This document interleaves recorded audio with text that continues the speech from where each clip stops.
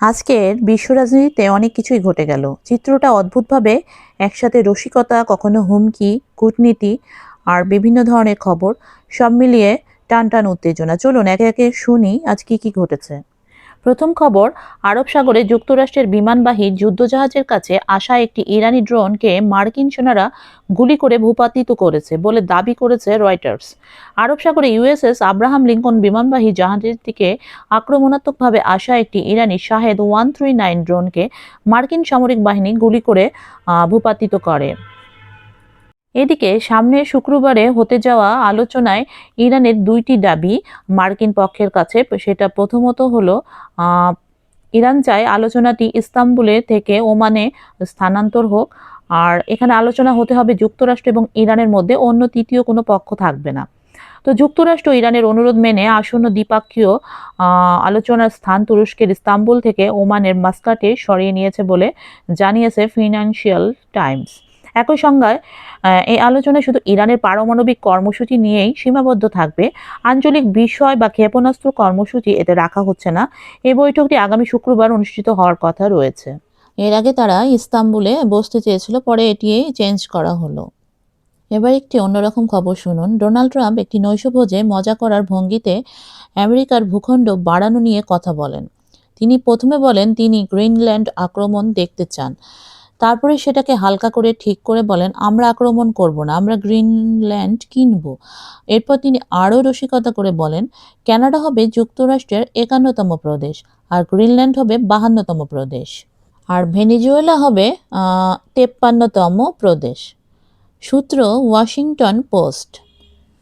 তো এই হলো বর্তমান বিশ্বের সাম্রাজ্য, আধিপত্য বিস্তার, আর এইভাবেই চলে আসছে দিনের পর দিন। এদিকে আমেরিকা রাশিয়ার শেষ পারমাণবিক অস্ত্র নিয়ন্ত্রণ চুক্তির মেয়াদ শেষ হতে যাচ্ছে। যুক্তরাষ্ট্র ও রাশিয়ার মধ্যে থাকা পারমাণবিক অস্ত্র নিয়ন্ত্রণ চুক্তি নিউ স্টার্ট আগামী 5 ফেব্রুয়ারি 2026 তারিখে শেষ হয়ে যাবে। এই চুক্তির মেয়াদ শেষ হলে বিশ্বের দুই বৃহত্তম পারমাণবিক শক্তির মধ্যে আর কোনো সক্রিয় পারমাণবিক অস্ত্র নিয়ন্ত্রণ চুক্তি থাকবে না। নিউ স্টার্ট চুক্তির আওতায় উভয় দেশ সর্বোচ্চ 1550টি সক্রিয় পারমাণবিক ওয়ার হেড রাখতে পারত। এছাড়া তারা সর্বোচ্চ 700টি আন্তঃমহাদেশীয় ক্ষেপণাস্ত্র, সাবমেরিন থেকে নিক্ষেপযোগ্য ক্ষেপণাস্ত্র ও ভারী বোমারু বিমান মোতায়েন করতে পারত। চুক্তিতে দুই দেশের মধ্যে তথ্য বিনিময় ও পরিদর্শনের ব্যবস্থাও ছিল, যাতে কেউ গোপনে অতিরিক্ত অস্ত্র তৈরি করতে না পারে। তবে রাশিয়া 2023 সাল থেকে চুক্তির পরিদর্শন ও যাচাই কার্যক্রম স্থগিত করে রেখেছে। তবে রাশিয়া আনুষ্ঠানিকভাবে জানিয়েছে তারা চুক্তি শেষ হওয়ার পরও 1 বছর পর্যন্ত সংখ্যাগত সীমা মানতে পারে, কিন্তু যুক্তরাষ্ট্র এখনও এতে আনুষ্ঠানিকভাবে রাজি হয়নি। সূত্র এফটি। এদিকে আরেকটি খবর, ফিফার প্রেসিডেন্ট জিয়ান্নি ইনফান্তিনো বলেছেন রাশিয়ার ওপর ফুটবল সংক্রান্ত নিষেধাজ্ঞা তুলে নেওয়া উচিত, কেননা এই নিষেধাজ্ঞা কোনো ফল আনেনি, বরং আরও হতাশা ও ঘৃণা তৈরি করেছে। ইনফান্তিনো বলেন রাশিয়ার ছেলেমেয়েরা যদি ইউরোপ খেলতে পারে তাহলে তা মানুষের মধ্যে সম্পর্ক ও বোঝাপড়া বাড়বে। তার মতে খেলাধুলা রাজনীতির বাইরে থাকা উচিত। এটি স্কাই নিউজ থেকে নেয়া। আরেকটি খবর, চীনের উপর নির্ভরতা কমাতে যুক্তরাষ্ট্রে $12 বিলিয়ন খনিজ ভাণ্ডার গড়ছে ট্রাম্প প্রশাসন। মার্কিন প্রেসিডেন্ট ট্রাম্প চীনের রেয়ার আর্থ ও গুরুত্বপূর্ণ খনিজের উপর নির্ভরতা কমাতে একটি বড় ভাণ্ডার গঠনের পরিকল্পনা নিয়েছে। ব্লুমবার্গ জানায় এই উদ্যোগে মোট তহবিল হবে প্রায় $12 বিলিয়ন, আর এই প্রকল্পের নাম প্রজেক্ট ভল্ট। এর আওতায় $1.67 বিলিয়ন আসবে বেসরকারি বিনিয়োগ থেকে, আর $10 বিলিয়ন ঋণ দিবে যুক্তরাষ্ট্রের এক্সপোর্ট ইম্পোর্ট ব্যাংক। এই অর্থ দিয়ে যুক্তরাষ্ট্র গুরুত্বপূর্ণ খনিজ কিনে মজুত করবে, যাতে ভবিষ্যতে সরবরাহে সমস্যা হলে গাড়ি নির্মাতা, প্রযুক্তি কোম্পানি ও অন্যান্য শিল্পখাত ক্ষতিগ্রস্ত না হয়। কর্তৃপক্ষ বলেছে এর মাধ্যমে চীনের সরবরাহের ওপর নির্ভরতা কমবে এবং শিল্প খাতকে হঠাৎ সংকট থেকে সুরক্ষা দেওয়া যাবে। আবারও একটু ইরান প্রসঙ্গে আসি। সত্যি কথা বলতে কি, ট্রাম্প চান ইরানে এমন একটা হামলা করতে যা দ্রুত কাজ শেষ করবে এবং মধ্যপ্রাচ্যে বড় যুদ্ধ লাগবে না। কিন্তু তার নিজের কিছু উপদেষ্টা বলেছেন এমন ঝুঁকি ছাড়া দ্রুত হামলা বাস্তবে সম্ভব না। অর্থাৎ এটা একটি ঝুঁকি বলতে পারেন। আর হামলা হলে পুরোদমে যুদ্ধ বেঁধে যাওয়ার আশঙ্কা খুব বেশি। আর এমনটাই বলছেন দ্য ওয়াল স্ট্রিট জার্নাল।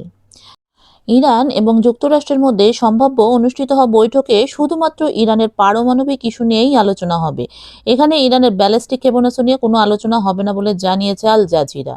ইরানের সমৃদ্ধ করা ইউরেনিয়াম অন্য কোনো দেশে স্থানান্তরিত করার পরিকল্পনা আছে বলে যেসব খবর বেরিয়েছে সেগুলো মিথ্যা বলে জানিয়েছে দেশটির নিরাপত্তা কাউন্সিলের মুখপাত্র আলী বাঘেরি। তিনি বলেন, আমাদের সমৃদ্ধ করা ইউরেনিয়াম দেশের বাইরে পাঠানোর কোনোই পরিকল্পনা নেই। এবার কিম জং উন উত্তর কোরিয়ার নেতা সম্পর্কে একটু কথা বলি। অনেকেই অবাক যে ওনার নাম নেই অ্যাপস্টাইন ফাইলে।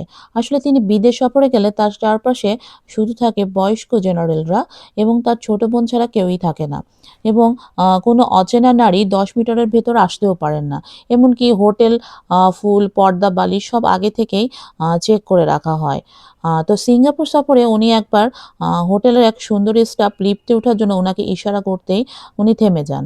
পেছন থেকে সিঙ্গাপুরের এক নিরাপত্তা কর্মীও ফিসফিস করে বলেন, স্যার লিফট নিরাপদ। তো উনি হেসে বলেন, লিফট নিরাপদ কিন্তু গল্প নিরাপদ মনে হচ্ছে না। তারপর তিনি হেঁটে সিঁড়ি দিয়ে উপরে উঠে যান।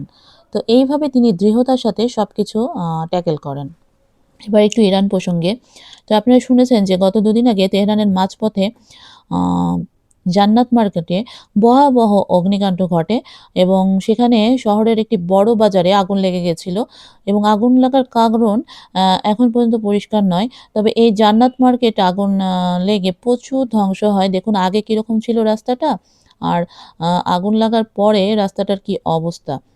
তো এইভাবে ওখানে অনেক ক্ষয়ক্ষতি হয়েছে। তবে সঠিকভাবে জানা যায়নি এখন পর্যন্ত যে কী পরিমাণ আ হতাহত হয়েছে আরকি। আসলে একে তো মার্কিন নিষেধাজ্ঞায় আ ইরানের অর্থনীতি মারাত্মকভাবে ক্ষতিগ্রস্ত হয়েছে। দেশটির বৈশ্বিক অর্থনীতির অবস্থান আ সেটাও তো গেছে। তবে ইরাক ই এ ইরান যুদ্ধের পর ইরান ধীরে, ধীরে অর্থনৈতিকভাবে ঘুরে দাঁড়িয়েছিল। ২০০২ সালে দেশটি বিশ্বের ২৯তম বৃহত্তম অর্থনীতিতে পরিণত হয় এবং আ ইসরায়েলের চেয়ে এগিয়ে তুরস্কের কাছাকাছি অবস্থানে ছিল। ২০১০ সালে ইরান উঠে আসে ২২তম স্থানে, যা তখন দেশটির শক্তিশালী উত্থানের ইঙ্গিত দিচ্ছিল। কিন্তু এরপরই শুরু হয়ে গেল একের পর এক আন্তর্জাতিক নিষেধাজ্ঞা।